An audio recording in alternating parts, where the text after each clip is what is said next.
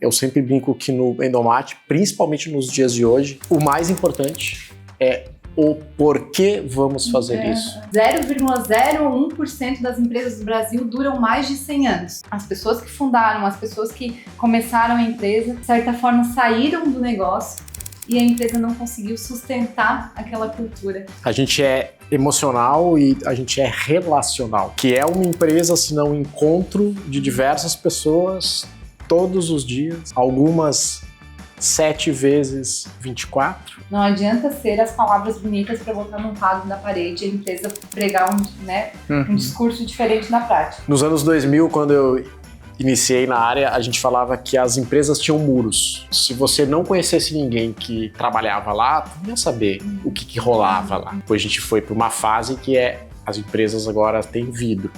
Você fica sabendo. E agora, de alguns anos para cá, as empresas são espelhos. O que você faz dentro reflete fora, o que você faz fora reflete dentro. Funcionário, se ele tiver incoerência entre o que é dito e o que ele vê na prática, ele sempre fica com a prática.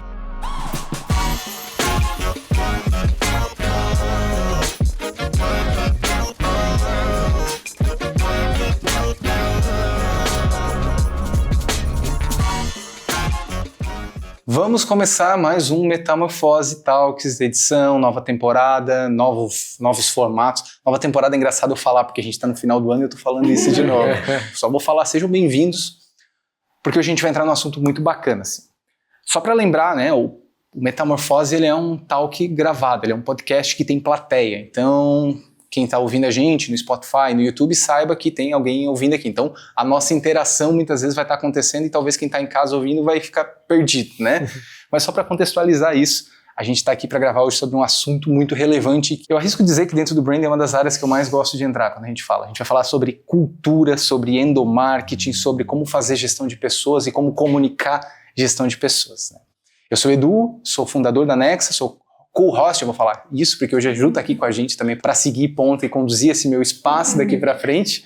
E eu estou com convidados muito especiais aqui para entrar nesse assunto. Uma pessoa que eu conheci em Chapecó e me falou que ia sair de Porto Alegre para vir em Criciúma buscar um livro, né? Exatamente. Tá aqui. Carlos Palhares, Paulista, André, sei lá como é que eu posso chamar. Uma honra, você preferir. Uma honra te receber aqui hoje. A honra é minha.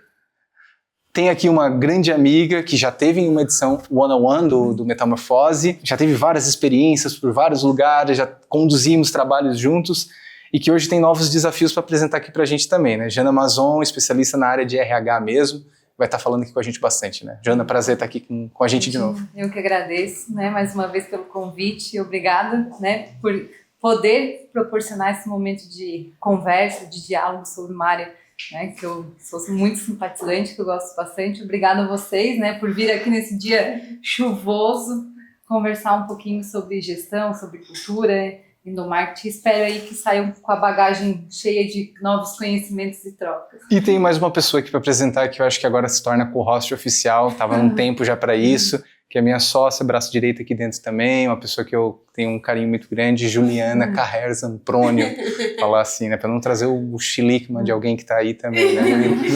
A Ju, para quem não conhece, né, a Ju está aqui, eu acho, conduzindo muito dos projetos que me deixa mais seguro para tocar aqui hoje.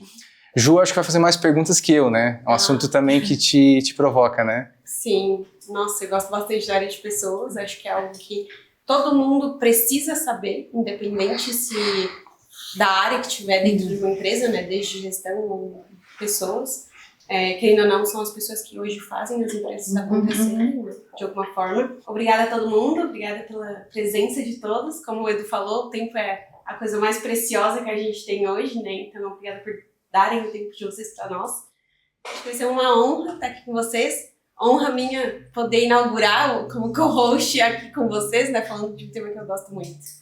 Obrigada, Edu, pela apresentação. Para quem não sabe, a gente já é sócio numa empresa, né, na Templar, uma empresa de registro de marca, mas acho que depois a gente vai a fundo falar nisso.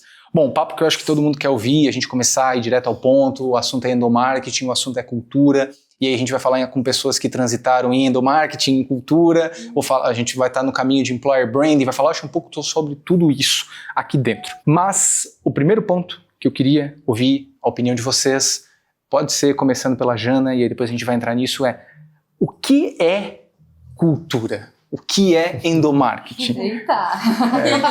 Segura a bomba já. Segura a bomba.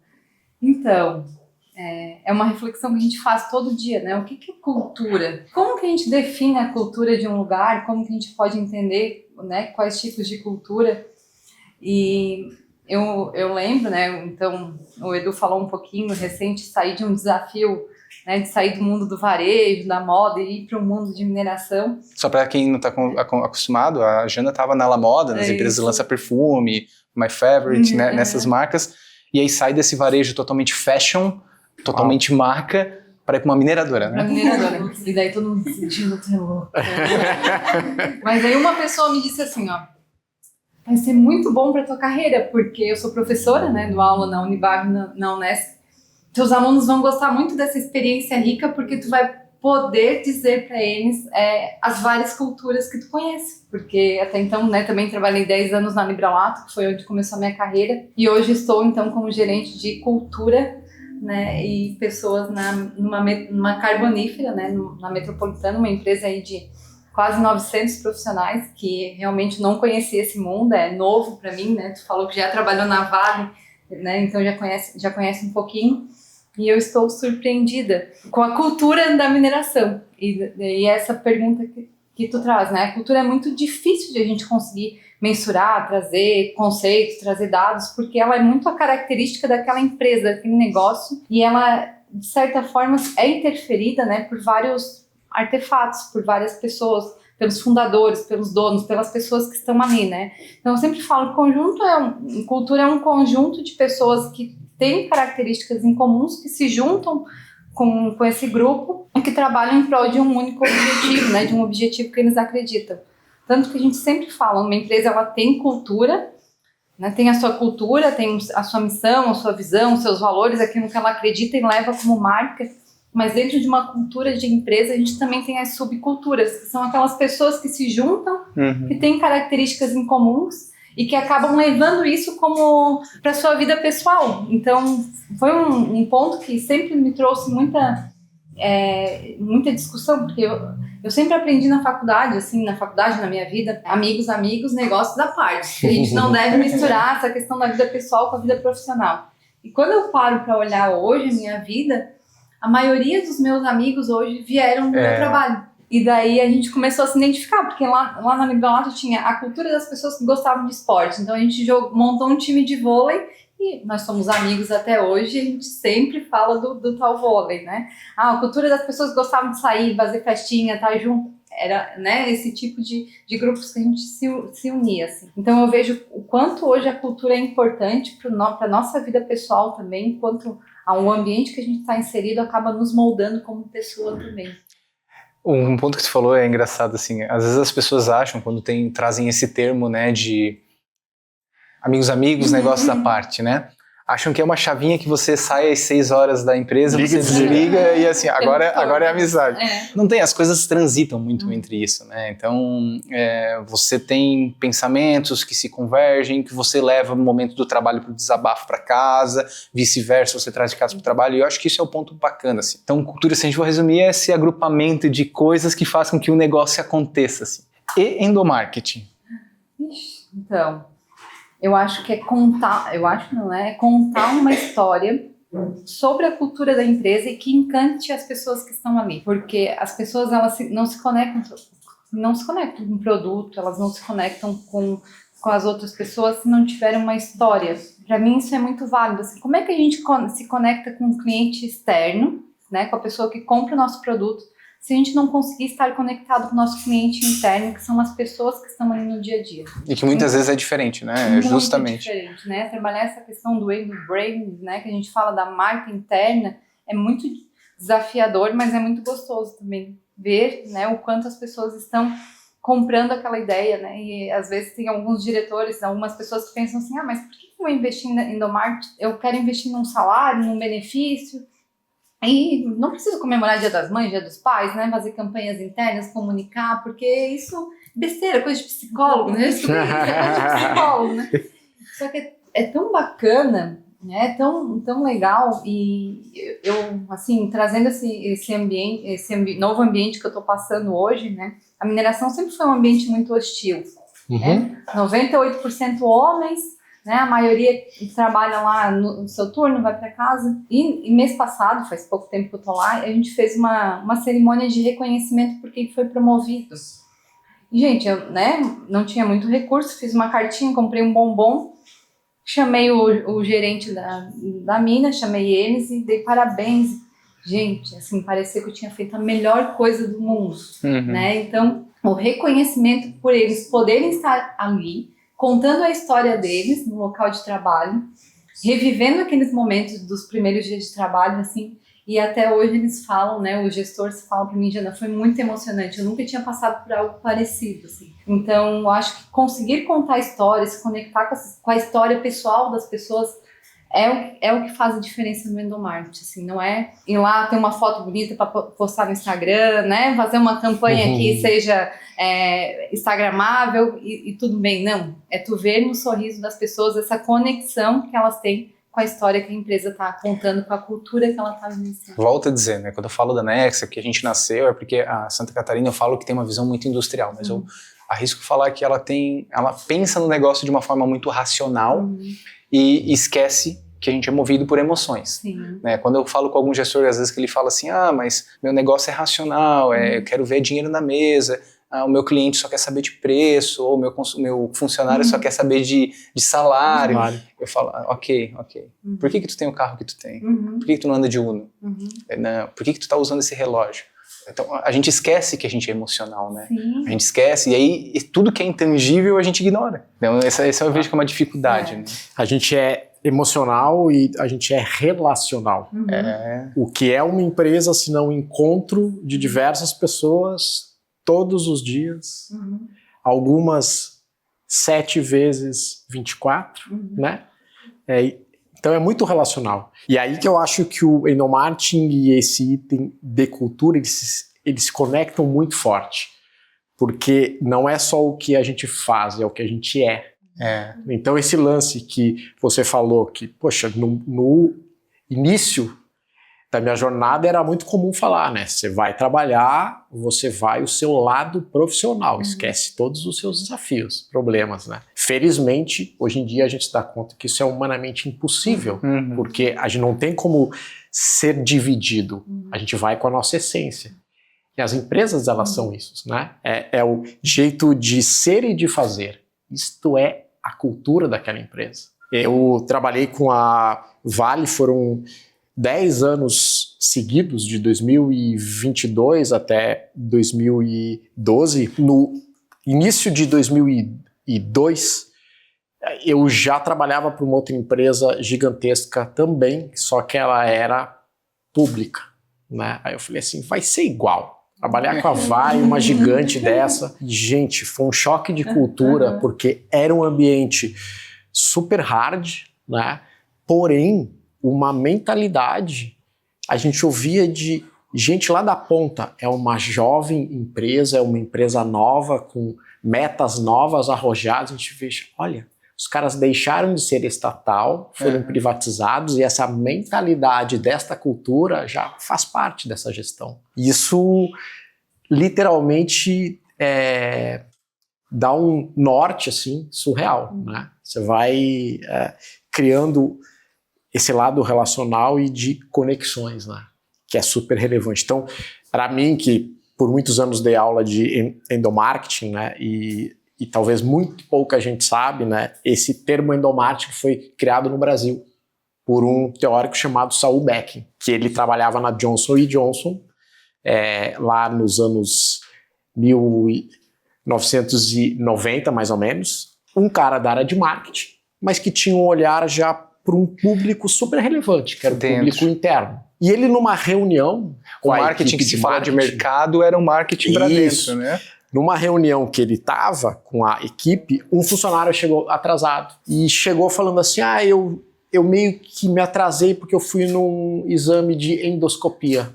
E ele falou, então entra aqui, a gente está exatamente falando sobre endomarketing, a gente está falando do marketing para dentro. E aí então foi cunhado esse termo, ele registrou no INPI, isso vigorou até 2015, e em função disso, muitos dos meus clientes na época lá de rap não denominavam a sua área de endomarketing, porque tinham medo de sofrer ações.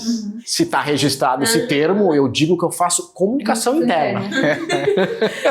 Então foi uma evolução, mas no fundo, cara, é tudo relacional. E por ser relacional, vai muito em o que a pessoa percebe, que aí a gente se conecta com marca muito forte, né? É percepção. Cá, vai lá. Palhares Paulista, Carlos Eduardo.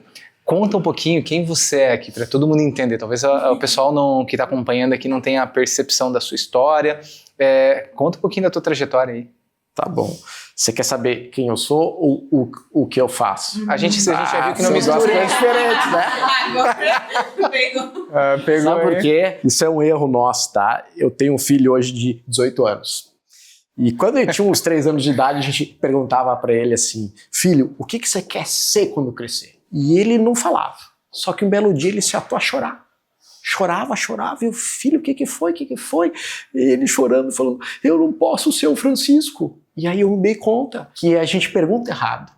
Na verdade, eu queria saber o que ele quer fazer profissionalmente. Ser, ele já é a essência dele. Né? A gente falou até agora que não tem mais como a gente separar quem a gente é e o que a gente faz. Então tá bom. A gente faz aquilo que a gente é. E isso eu acho que é um ponto, porque não tem... Quando a gente fala, depois a gente vai entrar nesse assunto, propósito, vocação, eu acho que é justamente quando a gente encontra fazer aquilo que a gente é muito bem. Aquilo que a gente é de verdade, né? Eu acho que esse é o nosso norte que a gente tem, que deve encontrar. Mas volta pra tua história, não foge do teu tema. Eu fui um cara que, quando eu me formei na faculdade de comunicação, eu fui trabalhar em agência de propaganda. E eu sempre curti muito a área de planejamento. Mas acho que aí a gente se liga um pouco. Eu nunca trabalhei numa grande agência. Isso tem ganhos e tem algumas perdas, né? Os ganhos foram... Eu não tive muitos vícios. Exato, a gente estava falando sobre isso. E eu tive que arregaçar a manga e fazer. Porque, cara, numa agência que não é gigante, você faz tudo. Faz tudo. Isso aí. E nessa minha jornada, eu me envolvi com muita coisa.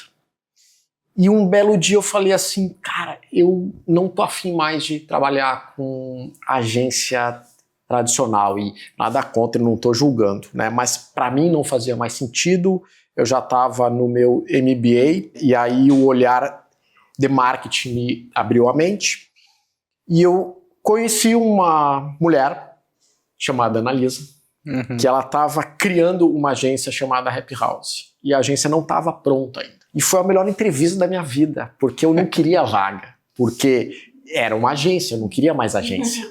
Então fui para seleção lá de Sangue Doce, ela falando 1 hora e eu não quero mesmo, né? Vou ser o mais sincero possível. Hein, pá? Depois de 1 hora ela falou assim, está aqui o meu terceiro livro, não está no mercado ainda, você lê. Se você gostar, a vaga é tua. Tu passou toda a entrevista dizendo que você queria a vaga de planejamento, só tenho vaga para redator, né? A gente está iniciando. Se você aceitar, tu é o primeiro funcionário. Cheguei em casa, li o livro naquele final de semana, disse para minha noiva na época, que hoje não é mais noiva, mulher, né? Falei, Michele, ou eu vou fazer uma M na minha vida, porque eu tinha dito que eu não queria mais agência, ou vai ser uma virada de chave, né? Então eu fui o primeiro funcionário a ingressar numa agência de endomarketing. Os meus colegas de mercado falavam assim, tu é um índio, cara. Tu vai sair do mercado. Muitos me pediram emprego depois, cara. Porque, na verdade, estava criando uma nova categoria de agência, que era a agência de endomarketing. Então, tive o privilégio de... E aí lá eu virei sócio e fiquei por 19 anos. Então, tudo que vocês pensarem de marcas, projetos no Brasil, fora até eu atendi, né? Gol, Vale, Burger King, Braskem, grandes marcas aí, né? Isso me deu uma escola muito boa, assim, uma corrida muito boa, né? De viver de maneira muito intensa, né? E aí, obviamente, os projetos que mais brilhavam os olhos eram os que tinham conexão com cultura, né? Então, hoje não é de graça que eu só trabalho com cultura, mas eu brinco. quem já trabalhou com endomarketing, sai do endomarketing, mas ele não sai nunca mais de você, né? E que você tem um olhar para isso, né? Não adianta. Meu sócio, que é o Douglas, ele trabalhou na Rap junto comigo, ele foi meu funcionário. Depois ele seguiu a jornada dele, ele tem formação em branding. E anos depois a gente se encontra e ele diz assim, cara, tu é culpado, Paulista. Porque eu fui mordido pelo bichinho do endomarketing, eu nunca mais consegui olhar para uma marca que não fosse também com olhar interno. Né? Então acho que o endomarketing tem esse poder aí. Então esse é um pouquinho da minha jornada, né? E aí lá se vão 25 anos aí trabalhando com endomarketing e cultura. Bacana, assim. E Uma bela história. rapidamente, e nós descobrimos uma forma de transformar percepções em dados. Então hoje a cultura pra gente é uma coisa tangível em dados, né? Falasse dessa questão Fecha de transição, eu vou deixar assim, a Juta já tem que puxar suas perguntas aí depois, que eu senão eu já tô curioso aqui com um monte de coisa, então eu tô sugando, assim. Eu acho que o pessoal também que tá aqui acompanhando já tem as suas perguntas no papel. Falasse um pouco de transição ali pra cultura e tal. Bom, eu conheci intermédio de um amigo nosso, que foi o Thiago Meirelles, né, que tá aqui também hoje. O Thiago conectou a gente. Eu conheci por conta, daí depois a gente fez uma call e aí você me apresentou a Core. O que é a Core? A Core, ela nasce como uma consultoria e hoje a gente está virando muito mais uma empresa de tecnologia de cultura, né? Então a gente transforma percepções e sentimentos de colaboradores em dados visualmente analisáveis numa matriz, que ela traz uma grande base de Harvard, onde a gente enxerga alguns estilos de cultura. E aí a gente vê como um grande mapa de calor. Então, isso é muito legal, porque embora a gente possa ter empresas que elas têm traços de estilo de cultura que são iguais, a cultura é sempre única. Porque o mapa de calor é único, porque as pessoas elas são únicas nas organizações. Então isso é muito mágico, assim, né, da gente poder ver. E resolveu um grande desafio que eu tinha, porque quando você senta com muito CEO da vida, quando você diz o seu olhar, ele fala assim, esse é o teu acho. E vamos combinar, entre o acho do Carlos e o acho do CEO Bambambam, o acho do CEO dele tem mais valor, né?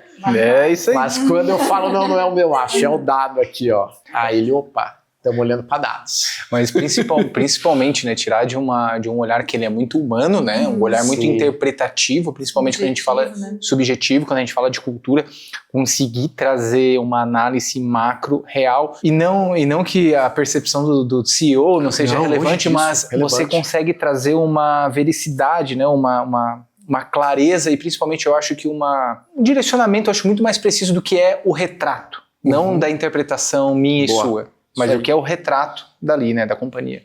Em cima disso a gente trabalha. Olha, você não está feliz com essa fotografia, né, a gente trabalha e tem uma segunda camada muito legal que a gente agrega também com IA nossa, que enfim, a gente desenvolveu, que a gente pega todos os discursos sobre como é que a empresa se vende sobre o seu jeito de ser. Então, pega lá site de carreiras, missão, visão e valores. Tudo da comunicação interna, né? Tudo da comunicação interna e até como ela se vende para o mercado, sobre o seu jeito de ser. Sobe na nossa ferramenta, ela faz uma análise e a gente também mostra. Olha, esse é o teu mapa de calor do discurso. Esse é o teu mapa de calor da percepção dos teus colaboradores. A gente já fez mais de 100 diagnósticos. Uma única vez deu muito próximo, geralmente da Gap.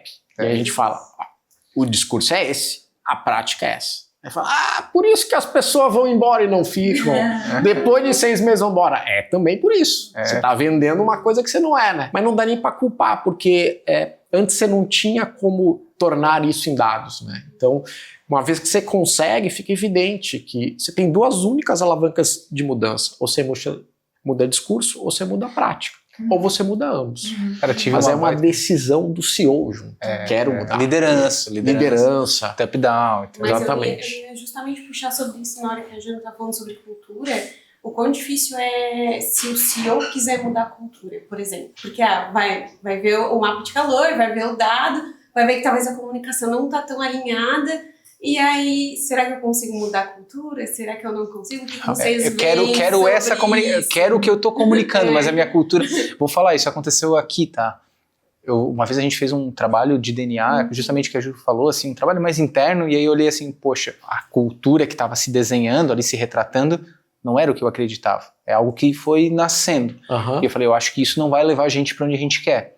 Como é que a gente muda isso? Muito alinhado, eu acho, aquela cultura interna de microgrupos que vão se criando. Que a Jana falou. Talvez, que a Jana falou, que daí talvez vai se tornando, na verdade, uma cultura mais forte do que a própria cultura que o CEO tinha, que os líderes têm, né? Como que vocês enxergam isso, assim?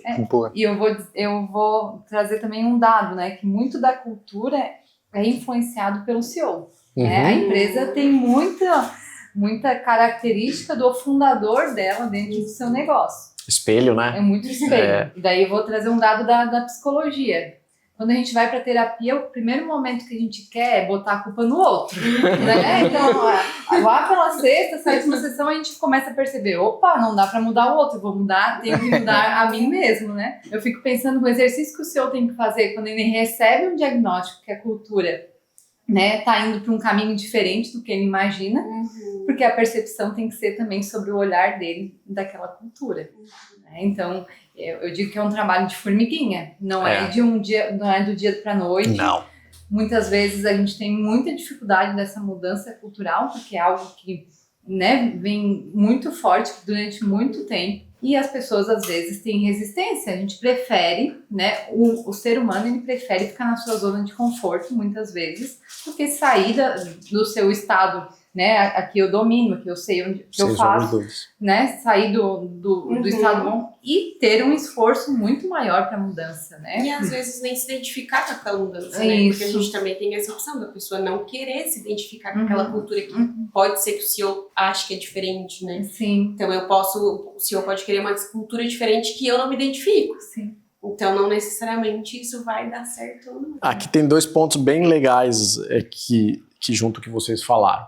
Número 1 embora a gente use esse termo de transformação de cultura, arriscaria dizer que mais de 90% dos projetos não são de transformação, são de evolução. Exatamente. Porque se a gente entende que precisa de uma transformação, é quase que essa empresa já estava completamente falida e a gente vai fazer do zero. Dá para transformar? Dá. Vai ter que fazer muita mudança, inclusive de gente que não vai estar alinhada. Então esse é o primeiro ponto. Quando você comunica isso, ele entende, né? E o segundo ponto que também conversa com isso é que qualquer estilo de cultura, ele traz luzes e sombras. Quando você diz isso para o CEO, beleza, você está ciente que quer levar para esse lugar, então, exemplo clássico, né? CEO, assim, quero ter uma cultura mais de alta performance, resultados, não tem problema, né?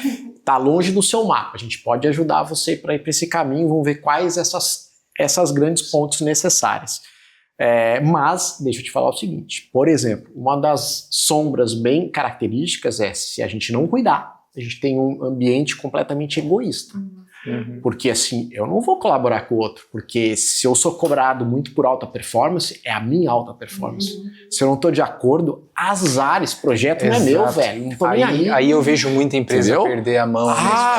Mas isso eu não gosto. Bom, isso faz parte da soma, nós vamos ter que acolher. Você tem certeza que você quer ir para esse lugar? Eu lembro o dia que você me comentou até numa reunião assim, poxa, e aí eu parei para refletir assim, como é que você traz, por exemplo, para um quadro de valores, colaboração e meritocracia? Tipo, eu sou alta performance, eu te recompenso por tudo que tu faz acima da média ou para te entregar teu alto resultado, mas ao mesmo tempo eu te cobro colaboração e engajamento. Porque em tese eles são antagônicos. Exato. É difícil conseguir chegar nesse ponto. Né? O que eu sempre sugiro as empresas precisam ter uma priorização dos valores ou de qualquer grande drive. A Disney faz isso muito bem. Ela chama de 4 chaves mágicas. E aí ela tem uma priorização. Então, exemplo clássico nesse caso, né? Se você não priorizar e falar alta performance é o número 1 e colaboração é 2, 3, 4, 5, seja o que for, por mais treinamento que você faça, você vai estar sempre sujeito ao colaborador, ao líder tomar uma decisão que você acha que deveria ter sido diferente naquele caso. Porque por mais que você treine, as situações elas mudam no dia a dia. E tu nunca tem um mapa daquela situação. Aí tu fala assim, não, eu tô agindo de acordo com o valor. Exato. Colaboração. Aí o teu chefe te chama e fala assim, não, mas aqui era para tu ter puxado pra ti, Assumida a responsabilidade. assumido a responsabilidade, mas, cara, eu nunca vou acertar, então. Agora, se tem que primeiro, né, se tiver coisas antagônicas, eu atendo primeiro esse, bom, aí não tem dúvida, né? Então, essa é a linha que eu curto, porque eu acho que facilita depois pro lado prático. E daí, nessa história toda, a gente tem o desafio da liderança. Porque Que vai ser eterno, né? vai ser eterno. E aí, tem pesquisas já falando, né, que a geração Z, mais de 70% não quer assumir cargo de liderança. E que a liderança hoje tem um papel na nossa vida pessoal, tanto quanto o nosso cônjuge. Então, assim, como é que a gente vai fazer com que as pessoas se engajem, né, se motivem, trabalhar em equipe, ter alta performance? A liderança é um papel primordial para essa performance, e as pessoas não estão satisfeitas dentro do seu cargo, né? Muitas vezes não estão coesas aí, buscando essa questão da cultura. Então, quando a gente fala de cultura, né, quando eu penso, né, numa mudança, uma evolução, né, de transformar a cultura, a primeira pessoa que tem que comprar essa ideia é o time de liderança, porque é eles que vão conseguir fazer com que as pessoas se engajem para isso. E daí, né, vem um grande desafio, porque às vezes a liderança tá também presa na operação, né? Exato. Sobrecarregada. Né, não vou pensar nessa questão de cultura, porque eu preciso entregar resultado, a empresa não é filantrópica, precisa pensar em lucro, e daí a gente tem que ter esse movimento junto com a liderança de pensar, refletir, fazer eles enxergarem a importância de realmente nós termos uma cultura forte, porque é isso que vai fazer a diferença na vida da empresa. Esses dias a gente estava num cliente que existia um perfil de liderança que ele tinha 42 atividades para serem feitas. Na liderança. Na liderança. Aí você para e fala assim, tá, e ele vai fazer gestão de equipe quando? Quando é que ele vai dar um feedback? Aí fala assim, ou a gente redefine o papel do líder, porque você está querendo um super-herói, né? E aí não é de graça que a geração Z não quer. Ele fala assim, não, isso eu não quero, né? Então talvez precise um repensar do papel, né? Voltar à loja, porque pro funcionário, a empresa é o que o seu líder é para ele. Isso é muito evidente. Pode ser a melhor empresa do mundo. Se o meu líder é um cavalo... Exato. Eu acho que tem muito mais a ver com o seu superior direto, com quem está ali no tato, no olho a olho, no momento de um auxílio, vou falar assim, né? Do que propriamente a cultura da empresa como um todo. Que eu acho que é onde se bate nas microculturas. Porque daí, dentro de um setor ou dentro de alguma pessoa específica, é muito mais sobre o seu líder do que sobre a empresa. Verdade. A empresa tem o poder de influenciar a liderança, né, nesse papel. E até uma dúvida que eu tenho muito grande, eu noto isso em alguns clientes que a gente acaba entrando assim, falando talvez, empresas médio porte, eu acho que isso é um caminho muito grande. A empresa cresce porque ela teve pessoas dentro da empresa que tracionaram o negócio, pessoas muito boas de técnica, pessoas muito boas de produto. E aí a empresa cresceu muito por conta dessas pessoas. E aí essas pessoas foram, vou falar, promovidas a posições de liderança. Porque eram os melhores técnicos. Eram os melhores técnicos. Entregavam alta performance, resultado. Mas ali. acontece Aí você perde o melhor técnico e ganha um péssimo líder. O que vocês veem, Vinícius? Porque isso é mais comum do que parece na maioria das vezes. Como é que é a experiência de vocês dentro disso? Eu escutei uma frase readaptada que eu levo muito como lição para minha vida, assim. Que a frase famosa lá quando a gente estuda cultura organizacional, né, que a cultura devora a estratégia no café da manhã. Peter Drucker. E daí teve um palestrante que trouxe assim, a falta da liderança, né, come a estratégia no café da manhã. E eu pensei assim, né, é isso mesmo. É isso. Porque às vezes, por mais que tu tenha uma cultura, né, o não ter cultura também é uma situação. Mas se tu tem uma cultura definida, mas tu não tem uma liderança que toma isso como partido para as pessoas vestirem a camisa da empresa, isso vai estragar toda a estratégia da empresa. Eu estava lendo uma estatística, porque a empresa hoje está comemorando 135 anos, né? Eu disse, não, vou pesquisar. Uau. 135 anos, que legal, né? 0,01% das empresas do Brasil duram mais de 100 anos. Assim, né? Por que isso acontece? Então, e daí fui pesquisar um pouquinho mais, normalmente, né, tá muito atrelado essa questão de que as pessoas que fundaram, as pessoas que começaram a empresa, de certa forma saíram do negócio e a empresa não conseguiu sustentar aquela cultura. E daí nessa transição, né, dos 100 anos, aí elas acabam quebrando, fechando ou não continuando o negócio, porque realmente os fundadores, os donos, né, quem estava vivenciando aquela cultura não continuou o negócio. Então foi um dado aí que me chamou bastante atenção. E essa frase do Peter Drucker agora eu adaptei no meu caderninho lá, que é a falta de liderança que come a estratégia no café da manhã, né? Boa. Então, Excelente insight. Para mim faz todo sentido, né? Eu acho que se a gente não rever até alguns papéis do que a gente espera desse líder, né, e como RH também não suportar isso, talvez a gente vai ter um grande gap aí de bons líderes, né? Porque se a geração atual não quer assumir, né? Mas enfim, tem isso aí. Não necessariamente a pessoa vai se transformar num bom líder. E o que é mais maluco é, por mais que se tenha treinamento, eu tenho muita pena dos meus liderados quando eu tinha 27 anos de idade. Porque assim, cara, a gente aprende a liderar liderando. Exato. Sinto dizer. Então assim, eu olho pra trás e falo assim, quanta coisa errada eu fiz. Quanta merda. Quanto feedback errado. Quantas faltas de feedback, né? Porque Mas ó, eu tenho... Esse é um item legal, né? Feedback. Tu precisa ser super transparente. Então, pegar um manualzinho lá, era treinado, beleza, vou pegar o liderado e vai lá e por que com um funcionava e com outro, meses depois, eu tinha a sensação que eu tinha destruído aquele ser humano? Aí você, sim, mas tu esqueceu que é um ser humano. Cada um é único. Então, o meu estilo de liderança para feedback, ele precisa ser adaptado. Quanto mais eu conheço aquele ser humano, eu sei, olha, o fulano, eu sei que o retorno para ele é até aqui, mas como eu estou no começo de feedback, eu vou fazer várias vezes, eu vou até aqui com ele.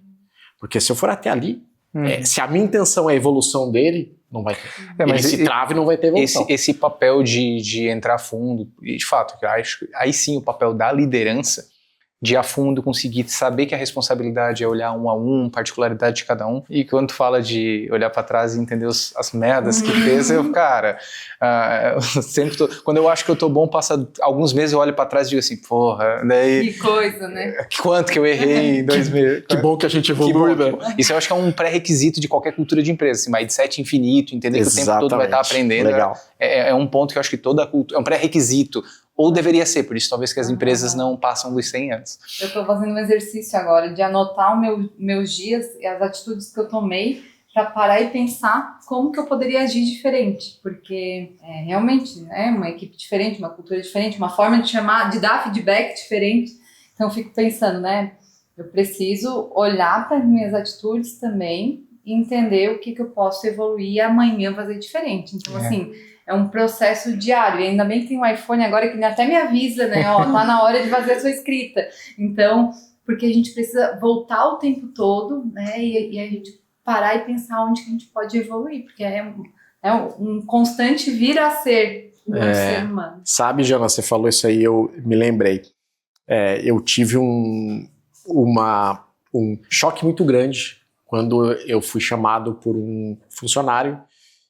Ele me chamou na sala de reuniões e disse, olha só, Paulista, fechei com a agência XYZ e eu tô indo. E eu falei, cara, mas tu é o meu melhor funcionário nessa função. Ele olhou para mim e falou assim, tu nunca me disse.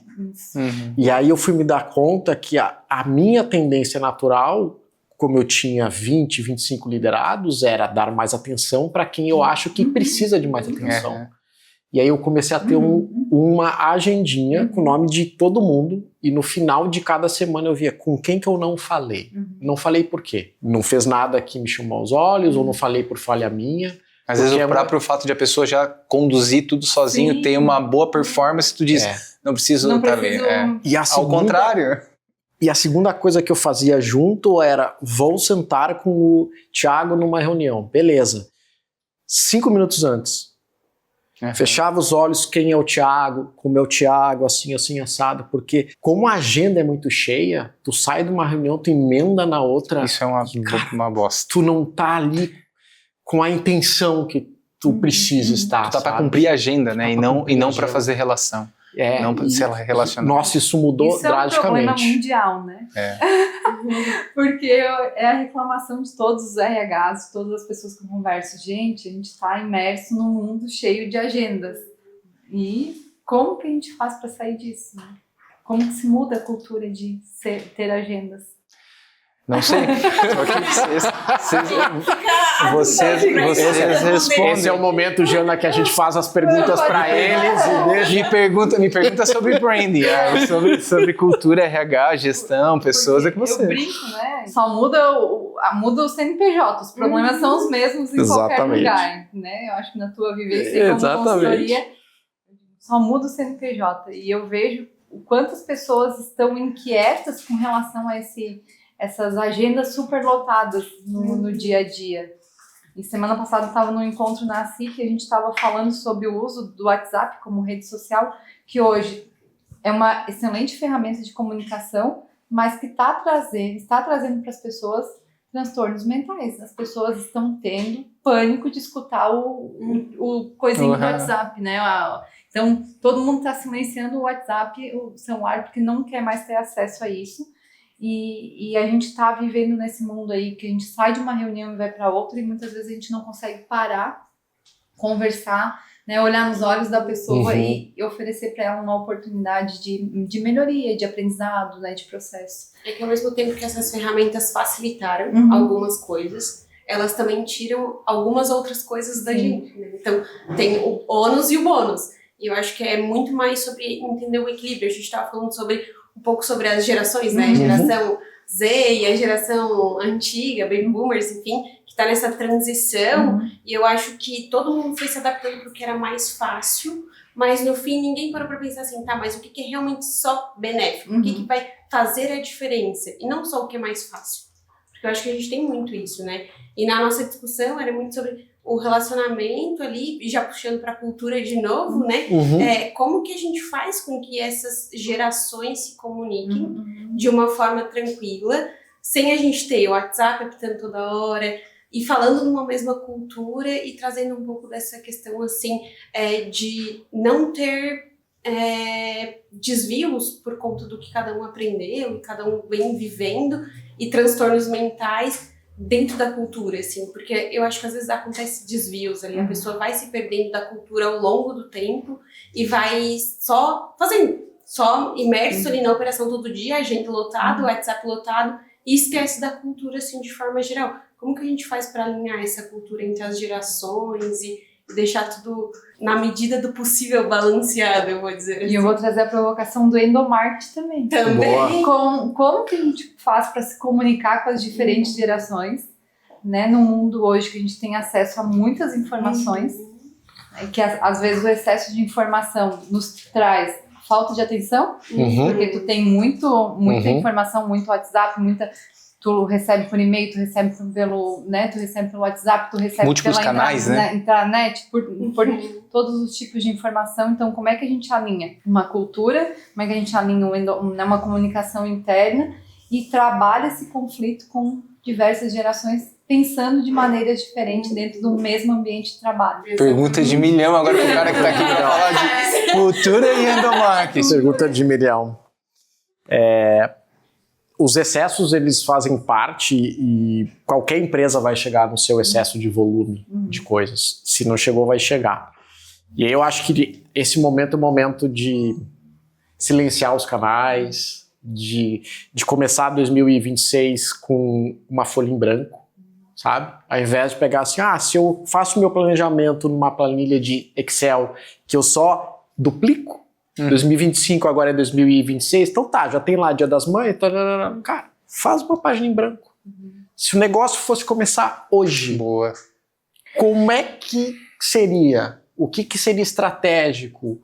Olhando para o meu contexto, para a minha realidade, o que eu preciso olhar? Porque talvez aí venham alguns insights de priorização, de coisas que fizeram sentido até então, mas talvez nunca ninguém disse, mas precisa ser assim. Quando a gente enxuga é mais fácil. A Vale lá em 2002 saiu de 40 canais de comunicação interna para 6. É fácil validar isso aí. Chega pro CEO e diz, eu vou cortar 30 e poucos canais e falar aprovado.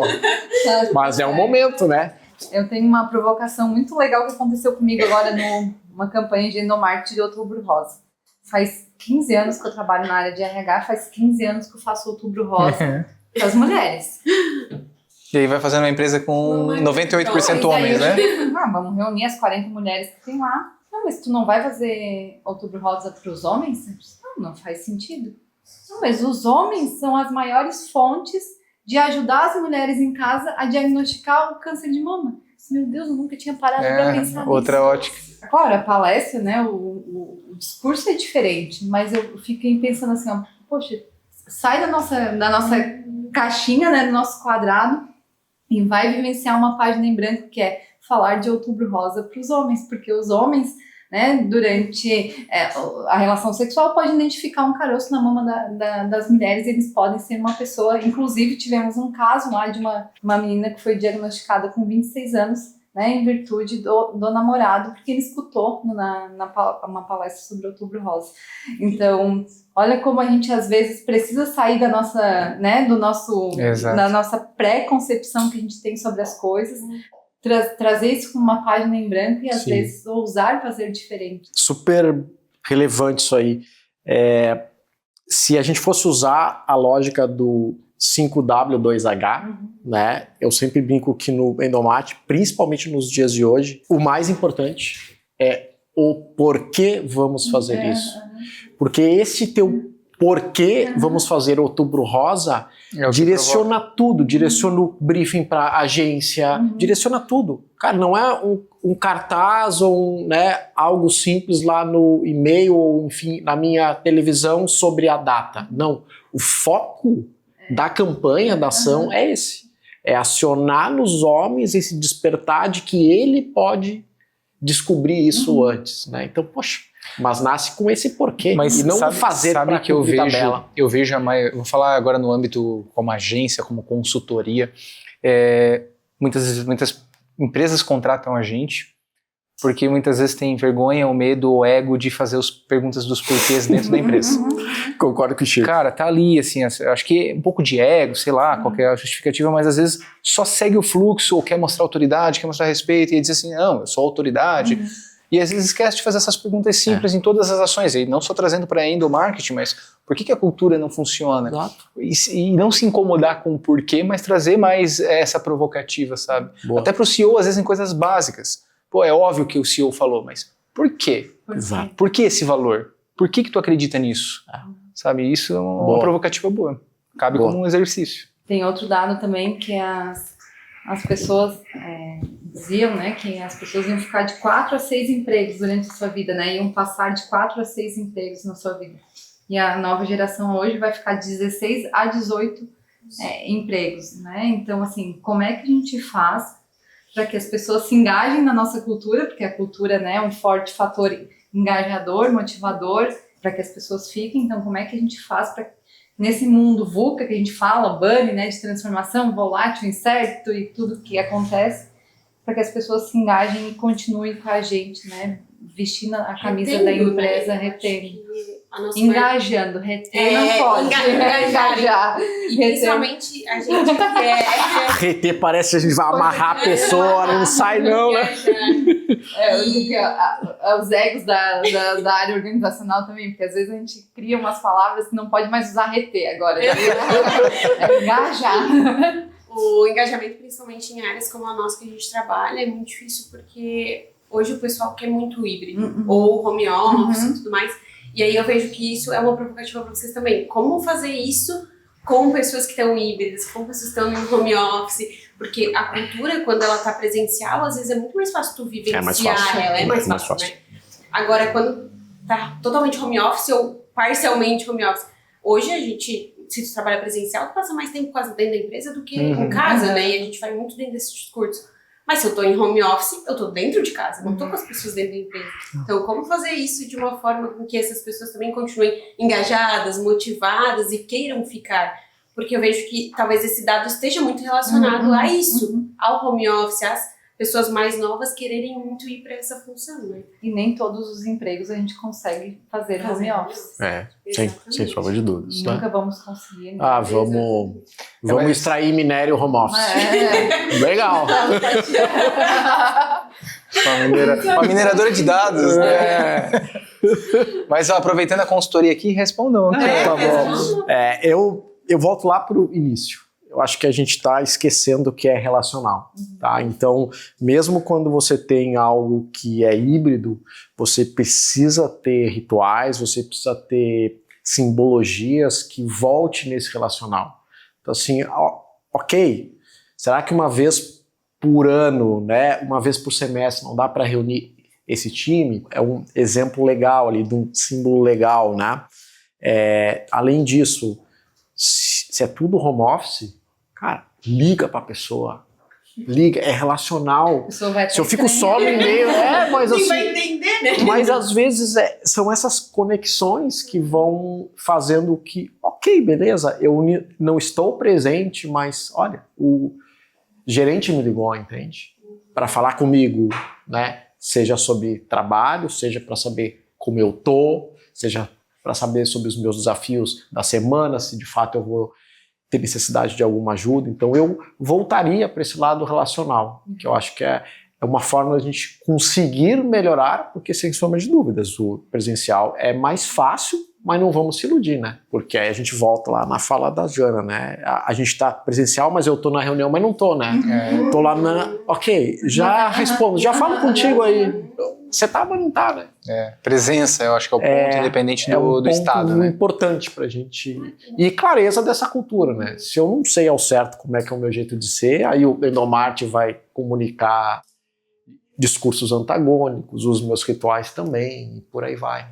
Eu queria falar nem só a cultura, mas o endomarketing também, né? Porque, como a Jana falou, eu fiz uma ação de Outubro Rosa para os homens também, dentro da empresa e tudo mais, muito presencial. Mas e aí, e em home office? Como que eu vou fazer com que essas pessoas entendam essa ação, né? Eu fiz uma ação no Dia das Mulheres por uma empresa extremamente masculina, que tinham 32 mulheres, se não me falha a memória, durante a pandemia.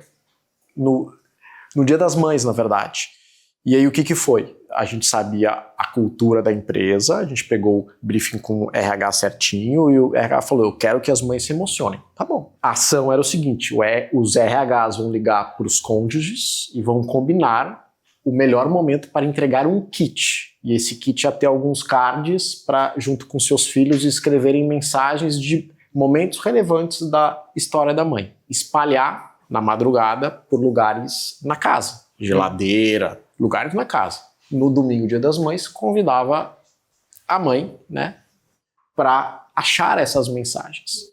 A primeira resposta do RH, mas não é mais fácil fazer um card só com uma mensagem bonita? Vamos voltar lá no briefing. Você quer que a mãe se emocione? Você acha que ela vai se emocionar com o quê? Com a lembrança do filho genuína ou com o meu card? Vamos olhar para sua cultura. Olha aqui, ó. Você tem uma cultura de processo, excelência em processo. Cara, que legal que vai ser isso, né? São só 32 mães. Se você não for fazer isso, então, e vejam, porque estava vivendo no home office. Então, às vezes a gente diz que não, mas dependendo do nosso negócio e do público, dá para fazer. Vai dar um pouco mais de trabalho, mas faz de maneira coerente e estratégica, né? E não fazer por fazer, né?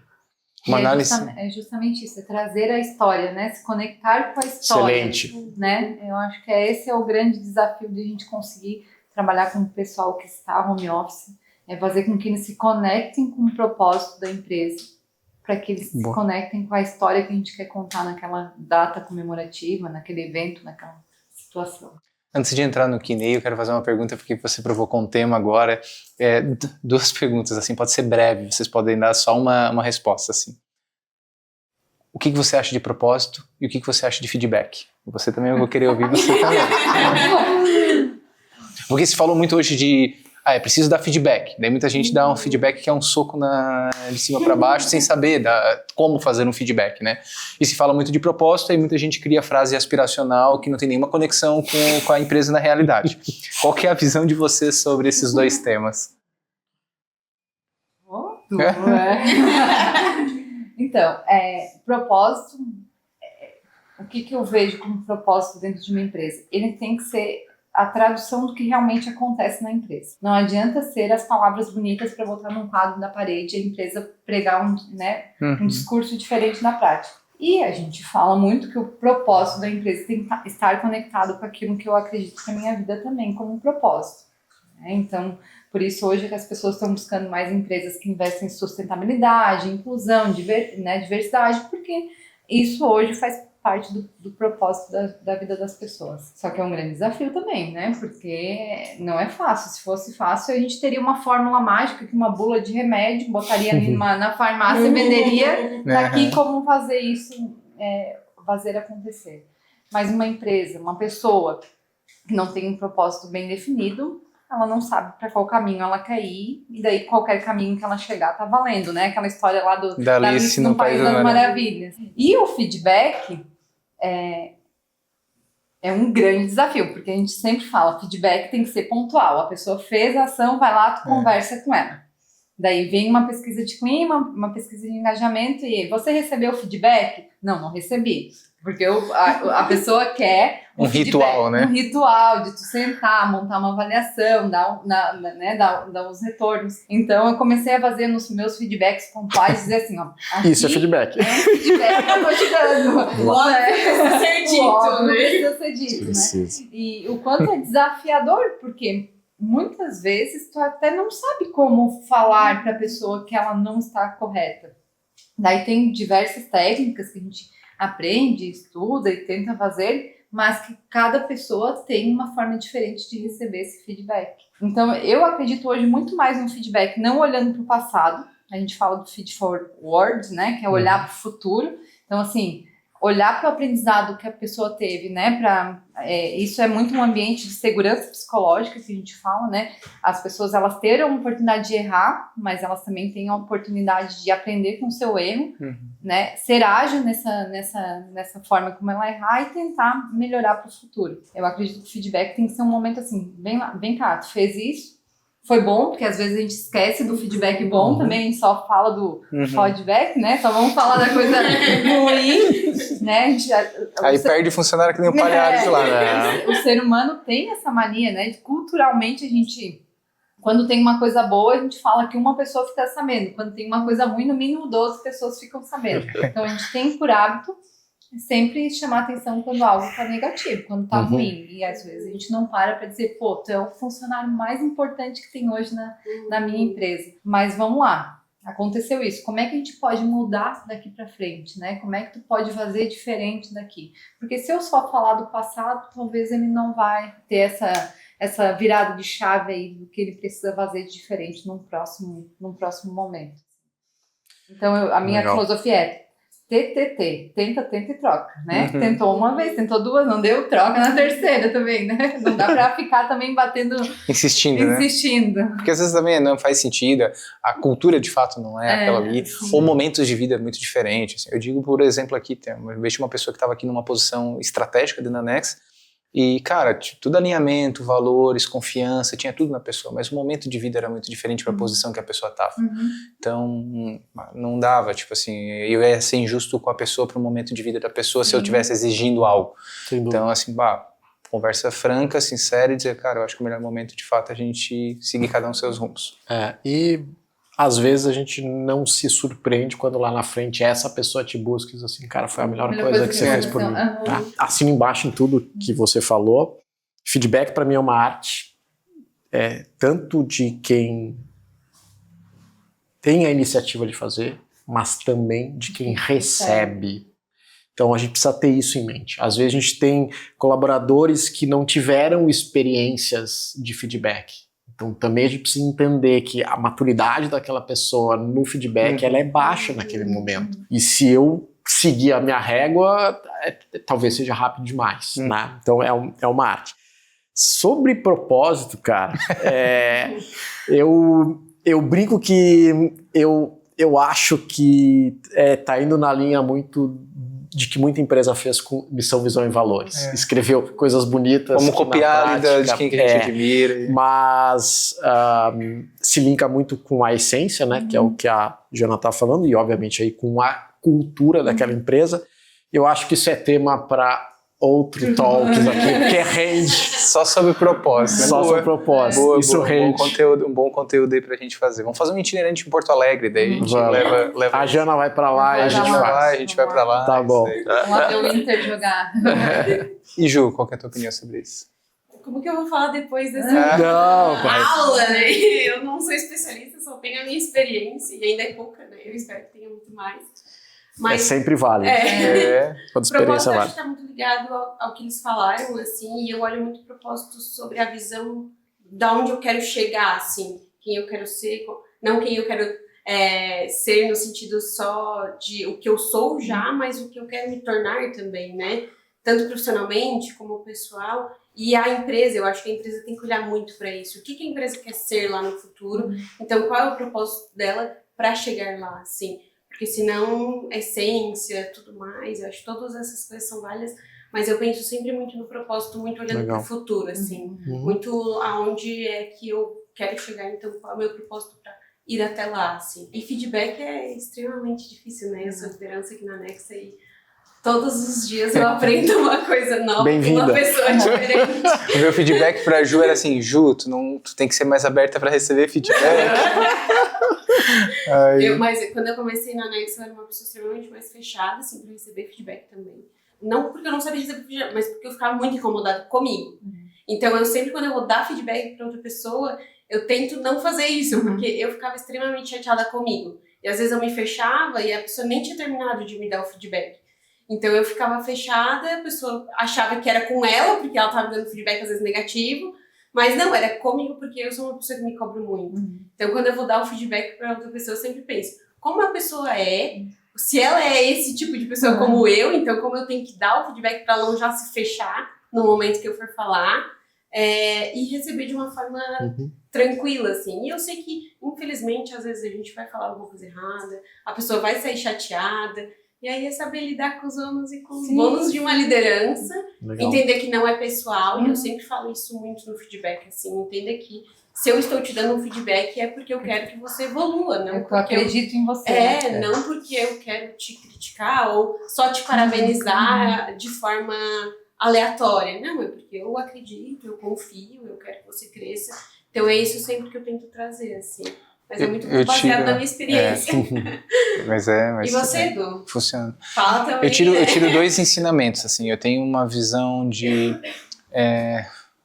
sobre propósito, principalmente, assim. Eu acho que propósito eu trago uma outra palavra, tento ressignificar ele num ponto mais como uma vocação do que propriamente um propósito. Que eu acho que se criou uma ansiedade muito grande em busca do propósito. Todo mundo quer encontrar o seu e tal. E eu já tive essa ansiedade também, até como profissional, assim, poxa, mas o que eu tô fazendo, tudo que eu tô fazendo, tudo que eu tô construindo como empresa, pra quê? Né? Por quê? Teve um amigo que a gente discutiu muito sobre isso, eu trago uma visão muito mais sobre hoje norte do que como propósito. O caminho se faz ao caminhar. Eu acho que o propósito ele não é um GPS, ele é mais uma bússola que te direciona para um caminho, assim. E até porque, assim, ó, conforme... Quando eu trouxe muito, ou entendi, eu vou falar muito de algo que eu valorizo, que é esse mindset infinito, de sempre estar aprendendo, de sempre ser curioso, eu começo a entender que, assim, a cada dia que passa eu aprendo algo novo, eu conheço algo novo. Então, talvez aquilo que eu tinha como definição de um propósito evoluiu. Então, assim, eu tento não botar algo ali, tipo, hoje eu acho que é isso, mas amanhã pode ser que não seja. E sobre feedback também, eu acho que uma das coisas que me faz refletir é eu comecei a encarar até meu papel como liderança muito mais como projeto, né? Tipo, como projeto eu era um trator. Eu conseguia fazer um entendimento de cultura de uma empresa que às vezes os donos não faziam. E dentro de casa eu não fazia. Eu era automático. Eu era tipo, cara, não precisa de um projeto. Roda. E eu comecei a trazer mais isso pra dentro. Por exemplo, quando eu vou para um feedback, eu tento fazer isso que você falou, Palhares. Tipo, tirar uns 5 minutos antes, fazer um briefing, analisar, entender, poxa, mas o que tentar entender todos os lados, tipo, ter um pouco mais de empatia, não no seu ponto de vista, num ponto de vista diferente, o que aconteceu. E mesmo assim é um desafio. Mesmo assim é difícil, porque às vezes você está com o humor alterado, tem o seu momento, a sua fase, e aí a situação, às vezes precisa de um feedback mais instantâneo e você não tá comprometido, então é um desafio. Mas eu queria agora ouvir outras opiniões. A gente vai entrar no nosso momento de perguntas e respostas, que aqui pode ir mais a noite toda, né, se a gente deixar. Para quem está acompanhando, são exatamente 8 são 8h15. Tem time. Para quem está acompanhando a gente em casa, né? Isso é o Metamorfose Talks, ele é esse movimento mesmo que vocês viram, a iniciativa que a TOTS apoia a gente nisso. E tem plateia, como eu falei no início. Então a gente vai abrir agora para perguntas e respostas da plateia. O nosso staff já está aí, tá lá, Kevin. Eu vou abrir para a primeira pergunta. Quem quer fazer a primeira pergunta pode levantar a mão. Meu nome é Thiago Meirelles, sou gestor de Endomarketing na Mohawk Brasil, uma multinacional do segmento cerâmico, né, marcas Iliane, Decortaios e Elizabeth. Eu fui citado aqui durante o programa, né, pelo Paulista, tive a oportunidade de trabalhar com o Paulista na REP por 2 anos, aí foi uma faculdade de endomarketing, e realmente aquilo que falou, né, depois que é picado pelo endomarketing, não deixa mais de olhar o marketing com esse olhar interno. Eu saí da REP, voltei para o mercado externo e agora estou de novo à frente do endomarketing. O Thiago é o responsável por essa conexão, tá? Então, para vocês, se gostaram do papo, tinha méritos para o Thiago aí, siga o Thiago. Muito feliz em conectar, acho que tem bastante propósito nos 2 caminhos que vocês estão seguindo e fico bem feliz de ter feito essa ponte aí. Mas eu vou trazer, eu fiz várias anotações aqui, mas eu vou trazer um foco mais para canal, que é uma coisa que eu estou analisando muito dentro dessa transformação do endomarketing que eu fiz na Mohawk desde que a gente entrou. A gente não tinha um departamento de endomarketing, a gente tem um dos departamentos mais robustos que eu conheço aqui na nossa região, né? Nós temos mais pessoas no time, que às vezes um time de marketing, de olhar para externo. Hoje nós estamos em 5, 6 pessoas dentro do time. Parte do meu time está aqui me acompanhando hoje. Eu tenho pessoal que fica na Paraíba também, no Nordeste, cuidando das nossas unidades de lá. Mas eu queria falar sobre canais, né? A Jana aqui, que teve algumas passagens interessantes, né? Então, implementos rodoviários com a Librelato, depois o mundo fashion, né? Com a moda, agora está na mineração, são públicos completamente distintos, né? O que tu entende de canais, né? Olhando para esses 3 públicos distintos, o que tu acha que é mais assertivo, o que tu acha que foi, que tu pôde utilizar nesses 3 meios, porque hoje a gente tem um cenário bem interessante. Nós somos mais de 4.000 colaboradores, então nós temos pessoas em 7 unidades, 3 estados, home office, então é um público bem latente, assim, bem diversificado.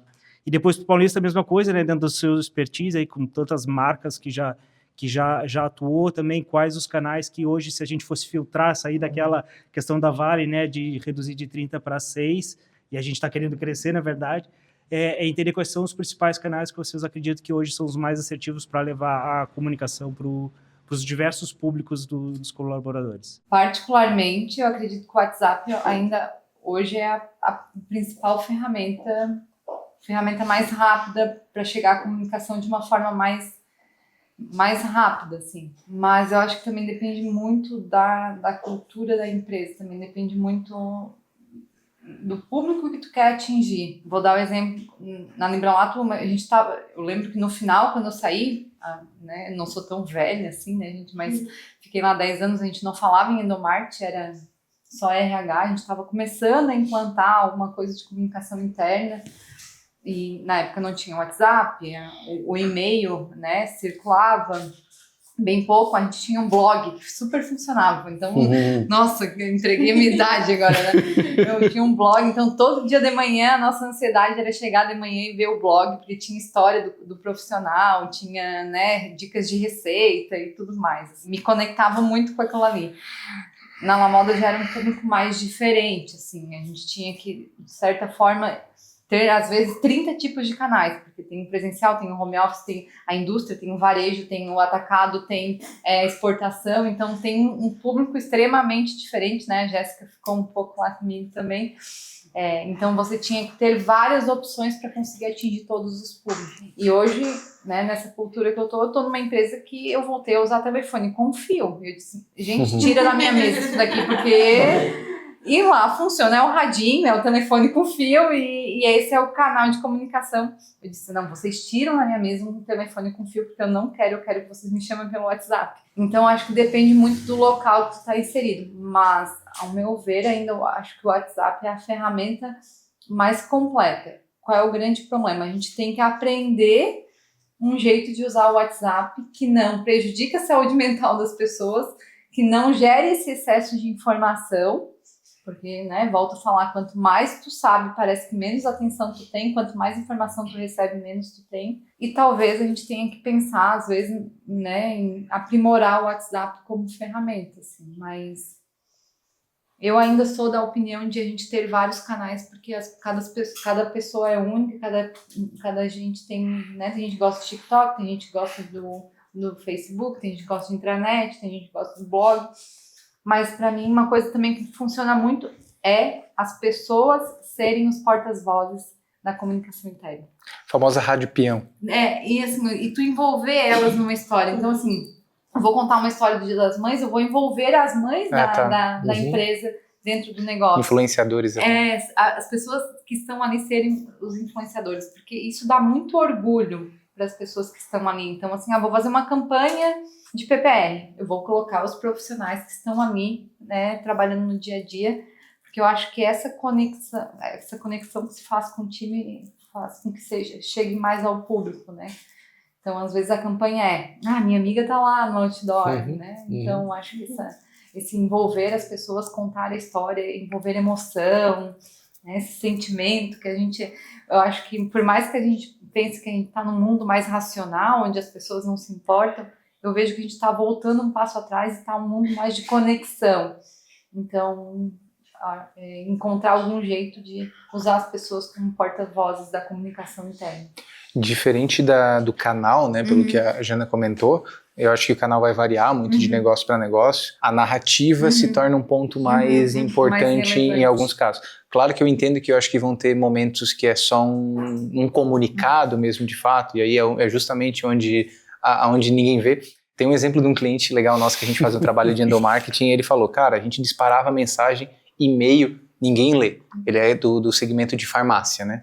É uma distribuidora de medicamentos. Daí ela falou que teve um dia a Whey Pro deixou uns produtos lá e eles mandaram um e-mail tipo dizendo assim, a Whey Pro aqui, a indústria deixou uns produtos aqui pra galera. E mandaram um e-mail como todos os outros comunicados que ninguém lê. Choveu de gente lá dentro da empresa, porque cada um acho que vê aquilo que quer, busca aquilo que quer, ignora muito o que é comum. Eu acho que é um desafio só de canal, para complementar antes de o Palhares falar, eu acho que um desafio dentro da indústria de canal, porque assim como a gente tem no mercado, que a gente tem que escolher canais, muitas vezes quando a gente fala de mercado diferente, claro, empresas que têm muitos segmentos, mas existe um público muito mais semelhante do que interno. Interno, muitas vezes, quando vai numa grande companhia, tem essa diferença. Produção tem um jeito de comunicação, administrativo tem outro, time de vendas externos tem outro. Então, entender a realidade de cada um desses canais, eu acho que é um desafio mesmo. E aí eu quero ver o que o Palhares sempre vai falar sobre isso, com a pergunta do Thiago. Não tem pergunta fácil desse Thiago aí, né? Eu me lembrei de três exemplos, por ética, não vou falar o nome de quem são esses clientes, mas o segmento. Um deles, primeira vez que eu entrei numa fábrica para olhar os canais, eu vi um grupo de funcionários na frente de um jornal mural. E eu fui, obviamente, falar com eles e ver o que eles estavam lendo, né? E aí a gente não fica feliz com a primeira resposta, então a gente quer saber, tá, mas por que você tá lendo isso? Não, na verdade eu vim ver porque tem a foto de um colega meu. E aí eu voltei pra agência e falei assim, cara, e o diretor de arte perdendo 5 horas retocando a imagem? Não, cara, né? Não é o retoque da imagem, se dá pro cara se ver, esse é o valor que o cara chão de fábrica dá. Ele tem que ver o colega, né? Então, vai na linha do que a Jana estava falando. Dica que eu dou, e aí em cima de 2 exemplos, os outros 2, você precisa ter pelo menos um canal para cada perfil de público. E de repente deixar claro que este é o principal canal para ele, para que ele saiba. Né? Não que ele não possa acessar os outros, mas que tu saiba, cara, esse é o que, entendendo a atividade que ele realiza, é o mais fácil, é o que tem menos barreira, né? Eu tive um cliente em 2004 para 2005 que comprou vários totens e colocou intranet na galera que saía da fábrica. né? E a gente fez campanha na Rap, não sei o quê, tudo lindo e maravilhoso. E aí o RH ali diz assim, ninguém está acessando a intranet nesses totens e nós investimos uma fortuna nisso aí. Cara, 2004, imagina quanto custava tu ter uma intranet e vários totens na fábrica. Subimos a serra, né? Então assim, é da Serra Gaúcha, não vou falar o nome desse cliente. De um segmento provavelmente que a gente já entendeu. E fomos ver o dia a dia. E ficamos lá o dia todo. Cara, tinha uma galera que quando a sineta da fábrica batia, eles tinham 15 minutos para sair da fábrica, que tinha um processo que deixava eles um pouco sujo para tomar banho e pegar o ônibus fretado. Quando a gente olhou essa cena, a gente falou assim, sabe quando é que o cara vai parar para ele acessar a intranet? Nunca. Então a tua intranet vai funcionar o dia que tu disponibilizar para casa e mesmo assim, se tu cuidar, se ele vai ter conexão para isso. Então esquece. Então essa é a segunda dica. Vivam a atividade da pessoa, porque talvez daí vem alguns insights, não necessariamente do canal, mas do que tu precisa usar, o formato, o que vai funcionar para ele. Isso ajuda bastante. E um segundo exemplo foi, cara, a gente teve o desafio de fazer comunicado para quem trabalhava em roça. Então eles iam com caminhões fretados e ficavam no meio do nada cortando cana-de-açúcar. Assim, no meio do nada.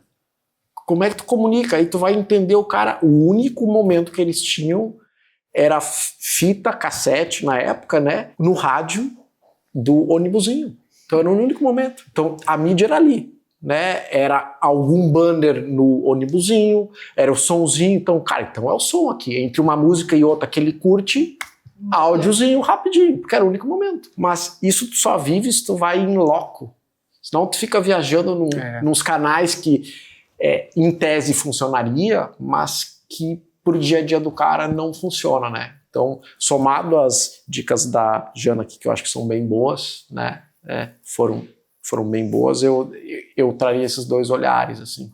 Eu acho que talvez venha alguns insights, né? Mas garanta que tenha um canal, pelo menos. Quando a Vale saiu de 40 canais para 6, ela descobriu que ela tinha entre jornal e revistas regionais, locais, tudo 7. E tinha um público que era quem trabalhava em turnos, que não tinha nenhum canal para eles. Então tinha 40 canais e tinha um público importante que não recebia nenhuma informação. E aí virou uma coisa simples, era uma prancheta que o supervisor daquele turno recebia, alguém lá do RH imprimia com highlights do que ele tinha que falar e antes de subir nas máquinas, ó, a semana é isso, isso, isso, alguém tem alguma dúvida? Cara, esse era o canal do cara, mas era o que funcionava. Então... E às vezes a gente tem a necessidade de querer comunicar coisas que não faz sentido para aquele público, né? Que é o que tu falou, as pessoas vão se conectar com aquilo que faz sentido para ela. Então, às vezes, a gente acaba se perdendo também, querendo passar... Muita notícia para a empresa inteira, né? E o público que vai se conectar com aquilo ali não necessariamente vai ser interessante. Ele não vai abrir o vídeo, ele não vai ver a TV corporativa, ele não vai entrar na intranet, ele não vai ler o e-mail, porque não está conectado com o processo. Isso, tu tem um perfil de público desafiador, e se tu tiver a chance, não sei se tu já fez, enfim, mas se tiver como, eu chamaria alguns membros para co-criar junto, porque talvez venham alguns insights que eles não saibam, mas eles vão te dar, e você, opa, isso que o cara falou, o canal não dá para ser assim. O ponto, esse ano a gente fez uma pesquisa de comunicação interna para entender exatamente da nossa população quais eram os principais canais, né? E um deles foi trazido o WhatsApp, que hoje a gente não usa oficialmente como um canal da empresa. Mas eles usam... Usam informalmente com seus grupos, seus liderados diretos, né?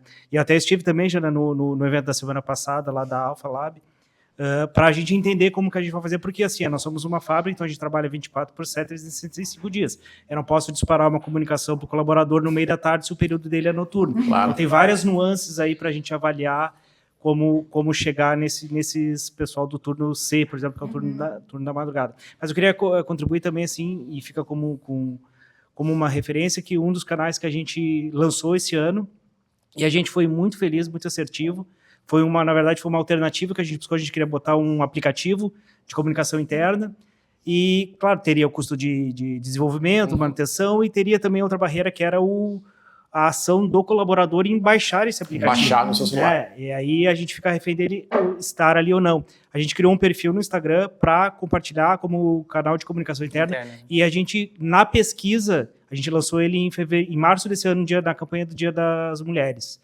E a gente fez a pesquisa em junho. Na pesquisa em junho, ele já foi pontuado como o segundo principal canal com fonte de informação. E hoje tem sido o nosso, assim, a gente consegue engajar todas as pessoas. E um caso mais emblemático foi, porque a gente também tem mineradora, né, que é para extração de matéria-prima, foi quando um rapaz que trabalha na mineradora lá na Paraíba tirou uma foto lá em cima das pedras, segurando uma pedra na mão, assim, e ele postou no Instagram, nos marcou, a gente faz o repost dessas marcações, e ele viu que repostou, ele ficou feliz e chegou pro gerente dele lá da unidade, assim, nossa, o pessoal tá me vendo lá em todos os lugares, né? Isso é isso que cria o senso de pertencimento, né? E principalmente assim, o pessoal da mineração é o pessoal que fica afastado. O pessoal da fábrica, do dia a dia, eles se veem, mas o rapaz que está lá na mineradora, que eu acho que bem o teu caso, assim, eles não são vistos constantemente, né? São vistos por aquele núcleo de pessoas que eles convivem no dia a dia. E eu entendi como o Instagram, que é uma ferramenta que as pessoas já usam, né? Tá ali acessível, a gente só foi um canal, a pessoa segue se ela quiser, mas o aplicativo já está no celular dela, e a gente tem, assim, tem vídeos que a gente tem feito, assim, a gente tem entrado em trends, trazendo para a nossa linguagem do nosso dia a dia, com mais de 30 mil visualizações. E o nosso público é 4 mil pessoas. Que legal. Então, o compartilhamento, a gente tem percebido bastante engajamento nessa rede, e tem sido uma bem assertiva, assim, que a gente trouxe. E é uma rede que eles são criadores de conteúdo, isso é super importante. E a gente dá voz para eles fazerem isso, né? A gente cria interações, a gente estimula que eles tirem fotos, obviamente, em lugares que são permitidos, né? A gente tinha algumas situações das pessoas tirar foto dentro do Parque Fabril e não pode, por questão de compliance, né? Segurança da informação. E a gente até teve um trabalho de fazer uma educação com eles, de ensinar, orientá-los a não tirar fotos naqueles ambientes, mas tirar fotos em outros ambientes. Nós temos áreas de descanso, nós temos espaços verdes, enfim, né? Tem outros locais dentro da empresa que pode ser. E dentro dos canais que a gente lançou, assim, eu entendi que o Instagram foi um grande case de sucesso, assim, que pode servir para outras empresas também como um canal de comunicação. Já está servindo até um ponto. A gente usa o case, trouxemos o case, conhecendo, claro, o Thiago, mas trouxemos o case da Mohawk, da My Mohawk, né, para alguns outros clientes, projetos nesse sentido, porque além de fazer essa questão de ser uma rede social, aí você faz mais a curadoria, talvez, do conteúdo, mas trabalha com co-creators ali dentro. Uma coisa muito legal, principalmente em empresas maiores que têm unidades separadas com culturas diferentes. Tem um cliente nosso que tem, por exemplo, unidade em Curitiba, Rio Grande do Sul, São Paulo. Acontece muito, e é muito comum a grama do vizinho ser mais verde, né? Então, o pessoal da produção fala que só o administrativo ganha determinadas coisas, o pessoal do administrativo... Quando você traz para uma rede social assim, você consegue mostrar um pouco da realidade crua e nua de todas as áreas, assim. E aí você mostra, a sua também está aparecendo, a do vizinho também está aparecendo. São só realidades diferentes, né? Culturas diferentes dentro da mesma empresa. Legal. Então é um case bem bacana, assim. Tem que ter uma estratégia para trabalhar por trás, porque senão ela vira de fato desordenada, assim. Mas o case da My Mohawk específico está sendo bem legal. Para quem seguir é My Mohawk BR, segue lá no Instagram. E se torna uma ferramenta de endomarketing externo também, para captação também. E outra questão que eu participei aqui quando o tema foi Employer Brand, que na verdade foi a criação dessa marca empregadora, né? A gente mostrar quais são os bastidores. Uma coisa é a empresa falar o que ela faz, uma coisa é as pessoas verem a prova real ali, né, dos colaboradores estarem engajados, compartilhando, aparecendo, né, compartilhando seu dia a dia. Acho que isso ajuda também a estimular para tu não só atrair, mas também manter os talentos que a gente tem interno hoje. É isso aí. Nos anos 2000, quando eu iniciei na área, a gente falava que as empresas tinham muros. Se você não conhecesse ninguém que trabalhava lá, tu não ia saber o que rolava lá. Depois a gente foi para uma fase que as empresas agora têm vidro. Você fica sabendo. E agora, né, de alguns anos para cá, as empresas são espelhos. O que você faz dentro reflete fora, o que você faz fora reflete dentro. É isso aí. Então não tem mais esse divisor aí, né? Meu nome é Letícia, eu estou assumindo o cargo de gerência de marketing de uma rede de empresas aqui do o nosso maior desafio como um todo é que a empresa ela cresceu muito e rapidamente num segmento em que ela é 100% operacional, engenharia pura. Então, eu tenho quem faz a base, quem faz o asfalto, e cada um que trabalha em uma frente, eles têm esse sentimento de pertencer a outra empresa, que não é um grupo, que eles são distantes, e a gente está implantando a parte de RH, está evoluindo, né, Andressa, essa questão de como unir essa cultura que hoje ela é tão dispersa. Eu estou há pouco tempo na casa, então ainda não tenho a segurança de poder dizer, não, ela é assim ou ela é desse jeito, mas eu percebo que a cada porta que tu tem que passar para te conversar com uma unidade, para te conversar com um setor, para te entender um pouquinho melhor, cada uma das empresas, tu criou uma barreira. Como que a gente, com endomarketing, com comunicação, que acho que é o mal de todas as empresas, porque muita fofoca rola, mas o que é importante às vezes não é comunicado. Como que a gente inicia esse processo? O que é mais relevante? Não sei, uma luz no fim do túnel aí. Eu até brinquei no outro evento que eu participei, eu disse, é tudo mato, a gente ainda tem que tá descobrindo muitas coisas. Mas nem toda empresa cresce pronta para onde ela está encarando. Às vezes ela não sabe que ela vai se tornar o que ela vai, né? Então ela vai abrindo unidades para se tornar autossuficiente. Mohawk não começou com uma pedreira, não começou com tudo que ela tem, mas ao longo do processo, conforme as aquisições, ela foi tendo esse know-how, né? Então, como que a gente que está iniciando ainda esse processo, eu ainda estou vendo a questão de posicionamento, tudo, então é muita coisa que a gente está iniciando.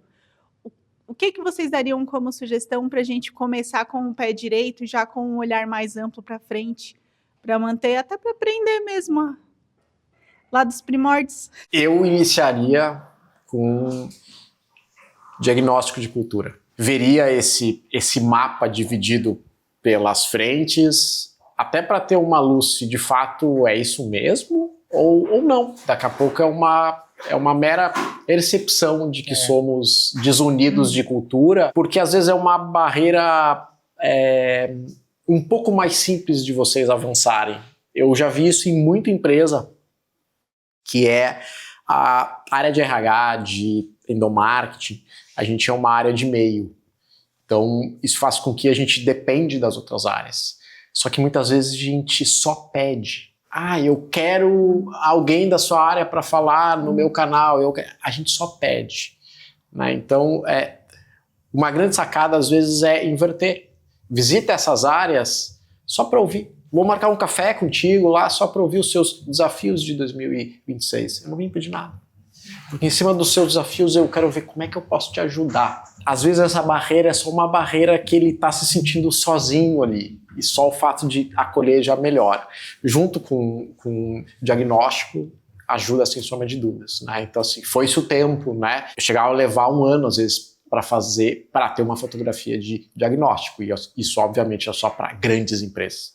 Custava muito caro, né? Então, hoje eu tenho projetos de diagnósticos de R$10 mil até 350 mil, né? Vai depender o que esse cliente quer, qual é o tamanho dele, o número de unidades. Mas dá para fazer chover de maneira simples, com uma clareza, né? Vocês vão ter dados para daí vocês decidirem. Porque pode ser que seja o caminho normal de vocês e uma boa parte é uma percepção que vocês estão isolados, agindo de maneira diferente, e talvez não seja, né? Então acho que seria uma forma, tá, de começar, mas zero custo, vai ouvir as áreas. Eu vim te ouvir, gente, isso é impressionante. A maneira como eles vão enxergar vocês como RH vai mudar radicalmente. Sério que tu marcou só para me ouvir? Sim, eu vim te ouvir. Desafios, dilemas, quero ver como é que eu vou te ajudar. Aproveita esse final de ano. Eu tava falando, às vezes a gente quer fazer alguma coisa muito mirabolante, né? Eu quero inventar a roda, né? Não, acho que nós precisamos também ter um pouco de paciência, porque eu falo que a minha cultura é como se fosse uma cebola também, né? Tem várias camadas, Boa. A gente tem que sempre estar descobrindo as novas camadas. E às vezes a gente quer fazer uma coisa extraordinária, com muito recurso, com muito dinheiro, e a gente deixa de fazer, às vezes, o nosso famoso arroz com feijão bem feito. Acho que com calma, com paciência, colocando rituais porque assim, não adianta criar uma coisa. Eu sou muito da opinião, o brasileiro tem muita iniciativa e pouca acabativa, né? A gente adora criar uma coisa e não terminar. Então, assim, cria uma coisa que realmente vai ser sustentável e tu vai conseguir fazer ele até concluir. Porque também se tu começar a fazer vários rituais de cultura, e tu não sustentar isso, vai cair no descrédito, não vai conseguir. Principalmente pensando que cultura é um processo de mudança de longo prazo. Então, não é uma mudança rápida, né? A gente estava, acho que cabe depois a gente entrar no assunto, eu acho que ou vale até um outro talk só sobre isso, processo de M&A. Temos 2 talks. Processo de M&A, por exemplo, fusão e aquisição. Acontece muito disso. Eu vi um case recente que foi da própria TOTUS. A TOTUS, para quem não sabe, comprou a RD em 2019, que a RD era a maior empresa de inbound marketing também da América Latina, né? Semana passada, eu acho que eu estava na RD, na sede da RD, e aí eu comecei a entender esse processo. Depois da compra, eles começaram lentamente a fazer um processo de tira uma pessoa da TOTUS, bota dentro da RD, tira uma da RD, bota dentro da TOTUS. Depois começa com liderança. Para agora, 6 anos depois, eles fazerem um rebranding que unificaram as marcas. Então, poxa, eu fiquei pensando agora, fizeram um rebranding. Não, mas teve todo um estudo de 6 anos para transição de cultura dentro desse M&A. E a TOTUS é uma das empresas que mais compra empresas. Então, poxa, alguma coisa a gente tem que ver nesse cenário. Então, às vezes, esse processo mesmo assim de entender, poxa, o que tem uma pessoa dentro de uma cultura que vai conseguir levar para outra, fazer esse diagnóstico, eu acho que é o primeiro ponto para entender o que cada uma tem, né? E aí, o que eu quero trazer de lá para cá? O que eu quero levar daqui para lá? Então, esse acho que é um dos caminhos. Prazer, eu sou o Thiago, sou responsável pela área de novos negócios na Swile aqui em Santa Catarina. E quando a gente fala dessa questão de cultura, é algo que eu gosto de trazer bastante, porque pelo tempo que eu já tenho de casa, o meu público é RH. Eu lido com RH todo dia e a gente fala muito sobre cultura, sobre endomarketing, é algo que a gente preza muito. E faz parte do nosso produto também. E a Swile, ela tem, de fato, até anotei minha pergunta aqui, ficou um pouquinho extensa. Ela tem uma cultura bastante viva, bastante autêntica. A gente passou por um rebranding em 2020 para 2021, a gente passou por um M&A, né? E tivemos um rebranding, então passamos por todo esse processo. E quando a gente fala especialmente de culturas mais tradicionais ou centenárias, como a Jana trouxe também mais cedo, manter a cultura atualizada, ela pode gerar alguns conflitos de gestão. Então a gente está falando um pouquinho de conflito geracional também, né? E como é que vocês acham hoje que é possível a gente inspirar comportamentos alinhados à cultura e ao mesmo tempo permitir que ela evolua de forma natural sem parecer algo imposto? Porque eu entendo muito que a cultura também tem que ser algo natural, tem que ser algo fluido. Não pode ser algo forçado, algo imposto, senão a gente perde a naturalidade de fato do que a gente tem que ter naquilo, né? Então o que vocês acham que pode ser trazido para esse ponto? Eu sempre falo que a autenticidade é o único comportamento que a inteligência artificial nunca vai conseguir substituir. Eu acredito que a cultura também tem que ser autêntica, para a gente conseguir entender que ela seja natural. Porque se tu forçar a barra, né, e daqui a pouco nesse diagnóstico querer mudar radicalmente, vai ficar uma coisa forçada. E as pessoas vão sentir isso e automaticamente não vão se conectar com o propósito da empresa. A minha palavra que eu usaria isso para essa cultura ser mais natural, fluida, leve, que as pessoas se conectem, é ser autêntica, assim, trazer essa questão da autenticidade. Quando a gente enxerga essa grande matriz de como é que é a cultura real e como é que a cultura que a gente declara ou até a gente quer ter, né? E a gente vê esse gap, geralmente a gente leva para o CEO. Vamos olhar aqui e ver quais são as grandes pontes que a gente pode fazer para chegar lá, mas não vai ser para a noite do dia, assim, né? A gente vai ter que criar algumas ondas sobre isso, né? Porque não é simplesmente você mexer na declaração, você vai ter que rever uma série de coisas, rituais, sistemas, né, simbologia, para daí a gente conseguir. Quando a gente quer dar esse passo muito rápido ou muito grande, a gente fica sem a nossa essência, né? Muitos anos atrás eu fiz um curso, enfim, que não tinha muito a ver esse assunto, mas esse professor era 2 meses e meio, e ele começou o curso completamente cabeludo e acabou o curso completamente careca. Só que como é que ele fez isso? A cada semana ele cortava um pouco do seu cabelo. E um dos recados que ele deu no final era esse, que a evolução nossa, ela precisa ser com alguns passos que geram uma familiaridade, porque senão a gente não se reconhece. Ele falou assim, se eu resolvesse rapar da noite pro dia esse enorme cabelo, ia ser um choque muito grande. Eu ia me olhar no espelho e falar, não sou eu. Mas como fui fazendo isso gradualmente, fui vivendo esse momento, né? Então esse viver junto da autenticidade vai dar esse norte dessa velocidade de vocês. E o último ponto é que eu acho que muitas vezes é pendular. Então, somos assim, a nova geração quer isso aqui, beleza. Algumas coisas a gente traz para cá, mas eu sei que depois vai ter que voltar para cá. Não é nem 8 nem 80. Exato. Né? Então, exatamente. Clássico home office, né? Então, agora todas as empresas são home office. Eu falei, vai ser modelo híbrido. Tá viajando, Palhares. Eu acho que vai ser modelo híbrido para muitas empresas, né? Porque, cara, tem coisa ruim só de você ficar o dia inteiro sozinho. É tudo isso. Falta conexão. Tanto que os RH estão fazendo essas perguntas, né, nos eventos que a gente tem, de qual modelo as pessoas preferem, e a maioria das pessoas prefere o modelo híbrido. São Paulo voltou a ter o maior metro quadrado construído de salas comerciais ocupadas nos últimos meses. Não tinha mais tido, porque as empresas estão falando, vamos voltar num novo formato, numa sede mais moderna para atender, não vai ser todos os dias, mas vão voltar. O próprio caso da Swire, né? Trocou a sede em São Paulo com esse intuito.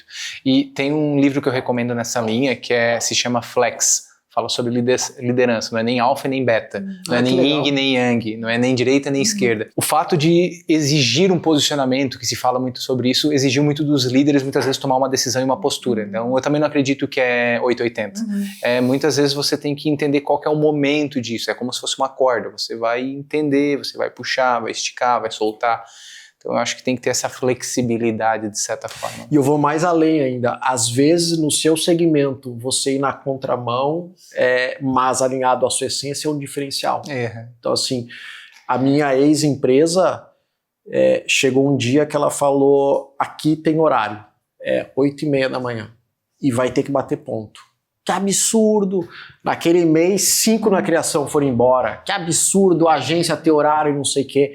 O que a gente começou a fazer? Aí atrás de gente que gostava de trabalhar no horário porque não curtia ficar virando noite. Mas a operação virava noite porque a galera da criação chegava meio-dia, aí virava noite. Para o negócio é horrível, você tem custo de janta, táxi, na época não era Uber, não sei o quê. Quando você começa a ter um perfil de gente que curte trabalhar dentro do horário e você começa a ter relatos verdadeiros, Palhares, que bom, cara, tô chegando no cinema, a sessão das 8. Falei, grava pra mim um vídeo e me manda. E aí eu usava na seleção. Você tem problema de horário? Não, é sério, 8h30, 8h30. Tu vai ter que bater ponto aqui. Porque 7 horas não tem mais ninguém na agência. Olha aqui o vídeo dessa pessoa, mas tem o lado bom. Aí não era eu falando, era o vídeo, né? Então ali era o momento de checar. Não, eu curto trabalhar de noite. Beleza, tem várias agências legais. A gente não vai mexer nessa regra. Então a gente foi na contramão das agências para virar um diferencial. Traz também para mesmo um assunto que é muito importante, que é entender também a flexibilidade da empresa quando a gente fala de cultura, né? Há de se existir flexibilidade também para que não seja algo imposto e tudo mais. E até esse recorte que vocês trazem do movimento do home office para o presencial é algo que a gente traz nos nossos estudos. A gente tem todo o ano um material que a gente lança, que é o Anuário de Benefícios, que a gente estava falando mais cedo, e um dos recortes que a gente percebeu é que de 2 para 3 anos para cá, o auxílio home office ele caiu mais do que pela metade em todo o território nacional, enquanto o auxílio mobilidade ele aumentou em cerca de 3 vezes em todas as empresas. Então, tem uma forte tendência mesmo, de fato, no retorno ao presencial. E até para fechar aqui, uma das coisas que eu percebo que, pelo tempo que eu tenho de empresa, eu já conversei com mais de 1000 RHs nas reuniões que eu já fiz. E o que eu percebi? Esse ponto que você trouxe de conversar com o CEO, que você conversou com a nossa colega também, de se aproximar, escutar o pessoal lá na ponta, isso não é... Hoje eu estou focado só no nosso estado aqui em Santa Catarina, mas quando eu atuava em todo o país, eu percebia que, na verdade, a gente não tinha uma ponte entre o CEO e as pessoas lá dentro, mas, na verdade, um verdadeiro abismo, né? Então, para a gente ter cultura, a gente tem que acabar com esse abismo e construir essa ponte sem sombra de dúvidas. Então, era isso. Mas obrigado, gente. Valeu. Sabe qual foi a primeira coisa que eu fiz quando eu cheguei lá na mina? Saí da minha sala, eu tinha uma sala bonita, eu disse, agora eu vou ter uma sala sozinha para mim, desse tamanho, assim. Vou lá para perto da produção. Botar todo o RH trabalhar junto lá, do lado da produção. E, gente, isso foi, assim, divisor de águas, porque a gente precisa estar perto do público, a gente precisa estar perto dos nossos clientes internos. Exato. Assim. Além disso, Sim. coerência do discurso e da prática. Funcionário, se ele tiver incoerência entre o que é dito e o que ele vê na prática, ele sempre fica com a prática. Não interessa o que é dito. E uma coisa que a Jana falou de cliente interno, e a Bali, a Dai veio aqui, ela fala muito sobre as visitas que ela faz em todos os clientes, né? E eu falo a mesma coisa. Se eu trato o meu cliente externo assim, por que o meu cliente interno eu não ouço? Então, a gente tem que tratar igual, da mesma forma. Porque, na verdade, isso reflete, né? Então, Sustentação disso 100%. Última pergunta, todas as dúvidas clareadas aqui. Então a gente encerra aqui, eu vou fazer só uma pergunta última aqui. Se fosse resumir agora aquela nossa pergunta lá do início para agora, né, de certa forma, qual mensagem sobre cultura e endomarketing a Jana daria para o pessoal que está ouvindo? Acreditar nas pessoas. Eu acho que a gente consegue fazer uma boa comunicação interna, a gente consegue ter uma boa cultura quando a gente tem as pessoas no centro do negócio. Boa. Palhares, qual que é a sua mensagem? Minha mensagem final é: olhem mais para dentro de casa. Marcas, negócios e pessoas crescem de dentro para fora. Ju, tirando os ensinamentos desses mestres que estão aqui com a gente. Nossa, a minha cabeça agora sai fervendo, assim, eu vou dormir e minha cabeça vai ficar borbulhando. Mas eu sempre tenho a versão de olhar para o outro com empatia, com um olhar de que o outro tem para me ensinar, assim. Muito do que a gente teve aqui. E que as empresas tenham isso, não é só o cliente que pode ensinar, mas as pessoas internas ensinam muito. Então, olhar para dentro também e para fora de uma mesma forma. Assim. E o Edu? Eu tenho a relação de que todo mundo falou aqui dentro, eu acho. Acho que, assim como pessoas, a gente é um eterno aprendiz, como empresas também. Então, a nossa cultura ela não é algo estático. Acredito muito nisso, conforme o que eu vi que vocês falaram. Jana, onde é que o pessoal te encontra? Onde é que o pessoal encontra a Metropolitana? Qual o teu @, Instagram, LinkedIn? É Jana Amazon. Eu brinco que Janaína, só minha mãe me chama quando eu tô brava, então... quando a mãe diz, Janaína, vem cá, assiste, o que eu fiz? Então eu acabo me identificando como Jana Amazon no Instagram, no Facebook, no LinkedIn. Na Metropolitana também, a gente está implantando agora o Instagram, então estamos numa fase bem bacana. Se precisar de um parceiro, a gente está aí. Já. Então vamos lá, né? Espero poder voltar aí para compartilhar mais conhecimento, para aprender muito mais. Eu acho que a gente trouxe um pouquinho aqui de história, mas eu acho que consegui aprender muito aqui no nosso podcast, aí no nosso Metamorfose e tal. Muito obrigada pelo convite. Sempre bem-vinda, Jana. Já é a segunda edição, para quem não acompanhou pode voltar lá atrás, época que a Jana estava na La Moda, a gente gravou um aqui também, um one-on-one com a Jana aqui. Carlos Eduardo Palhares André, como é que o pessoal te encontra? Esse é o meu LinkedIn, Carlos Eduardo Palhares André. Paulista, /Paulista. Mas é mais fácil me achar no Insta. Então, @eu sou o Carlos Palhares. É mais fácil me achar lá. E aí, enfim, aí manda lá mensagem que eu certamente já vou mandar o meu número de WhatsApp, que aí fica mais fácil da gente conversar. Boa. Se o pessoal quiser conhecer a Core também, como é que faz? www.core, que é KORE.me. Boa. E Ju, onde é que o pessoal te encontra? Instagram, Juliana Carreiro Z. LinkedIn também, Juliana Carreiro Zamproni. @NexaBrand, né? Claro. E @Templar Marcas, que é a nossa empresa também de vestimenta. Isso Instagram aí, das firmas. Tá certo? Vou estar lá nesse canal aqui, vai estar ali nos comentários também, na descrição, todo o link do LinkedIn ou do Instagram de cada um aqui também. E aí me encontra lá também, é a mesma coisa, assim. E é engraçado, todo mundo me conhece por Edu, assim. Se perguntar pra minha esposa, ela me chamou de Eduardo ou de Du. Então, Edu é só para um público profissional. Mas vou estar lá também no Instagram, LinkedIn, enfim, aqui na descrição vai estar os acessos. Assim. Agradecer vocês mais uma vez. Obrigado vocês pelo convite. Palhares, que pegou chuva de Porto Alegre para gravar esse podcast. Ele veio de Porto Alegre hoje para cá. Então a Jana tá aqui em Ornez, né? Olha o privilégio que a Jana teve. Mas o Palhares pegou aí alguns quilômetros de estrada para cá. 3 horinhas e meia, mas vale a pena. Top. Tudo deu para vir buscar um livro, né? Promessa, né? Gente, muito obrigado aí pelo papo. Eu acho que rendeu boas conversas. Obrigado para quem está aqui na plateia também por ter vindo. Obrigado. Em breve isso aqui vai estar disponível nas nossas plataformas, YouTube, Spotify. Compartilhem, mandem para quem vocês acham que deveria estar aqui e escutar isso também, tá? Muito obrigado, tá? Rafa, finalizando.